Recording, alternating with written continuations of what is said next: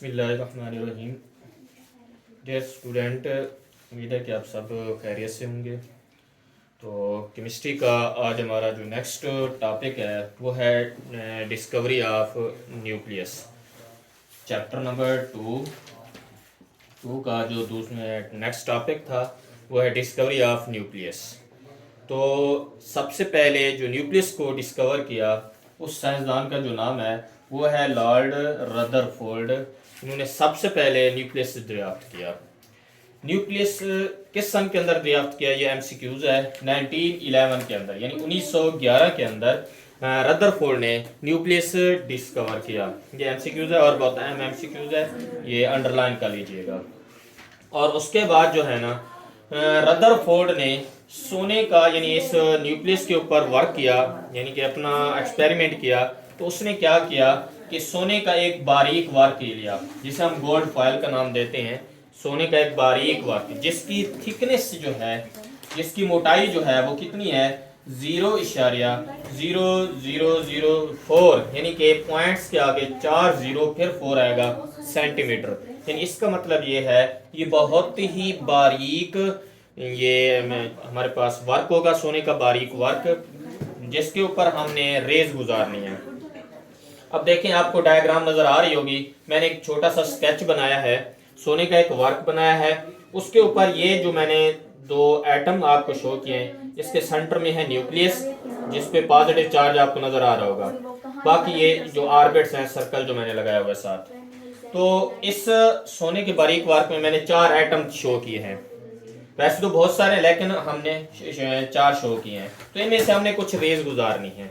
कौन सी रेज गुजारनी है? हमने अल्फा पार्टिकल्स रेज गुजारनी है।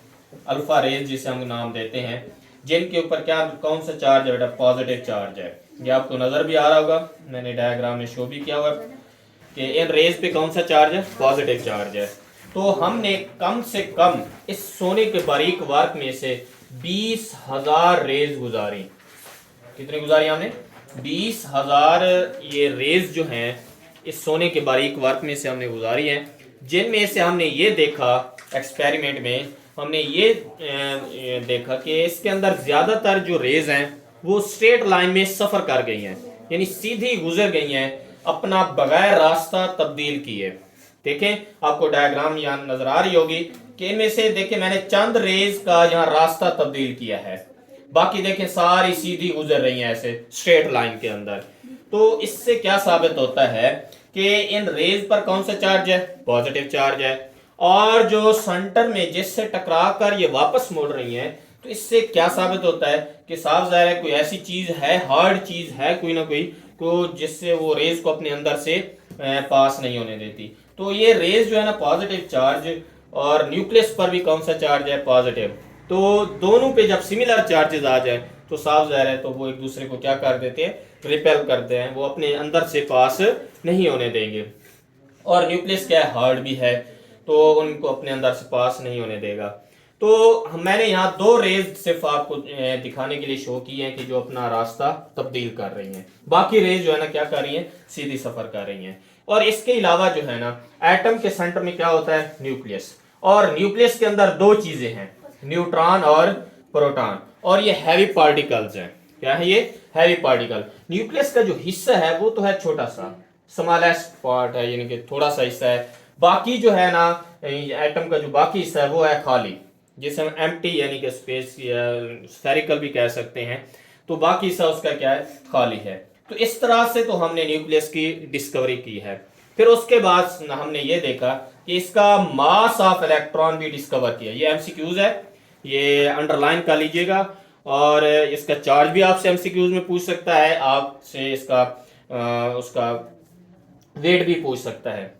अच्छा, अब इसका मास कितना है, मास ऑफ इलेक्ट्रॉन का 9.109 मल्टीप्लाई 10⁻31 kg। उसके बाद इसका चार्ज भी आपसे एमसीक्यूज में पूछ सकता है, चार्ज ऑफ इलेक्ट्रॉन। देखिए अब यहाँ माइनस में लिखा हुआ है, इलेक्ट्रॉन पे कौन सा चार्ज होता है, माइनस नेगेटिव चार्ज होता है, इसी वजह से मैंने नेगेटिव साइन भी लगाया हुआ है। 1.602 मल्टीप्लाई 10⁻19 C लिखा हुआ है, इस C का मतलब होता है कोलम्ब। फिर उसके बाद जो है ना mass of proton, mass of proton जो है इस पे देखें कि 1.673 मल्टीप्लाई 10 पावर -27 किलोग्राम केजी आपको नजर आ रहा होगा। लेकिन जब चार्ज की बात करते हैं तो वो आप प्लस में आ गया है। दोनों का चार्ज की वैल्यू जो है ना वो सिमिलर है, लेकिन उसका साइन जो है ना चेंज है। इलेक्ट्रॉन के वक्त नेगेटिव साइन लगेगा, प्रोटॉन के वक्त उसका प्लस वाला साइन लगेगा। ये मैं हाईलाइट भी कर रहा हूँ, आपको नजर आ रहा होगा। फिर है मास ऑफ न्यूट्रॉन।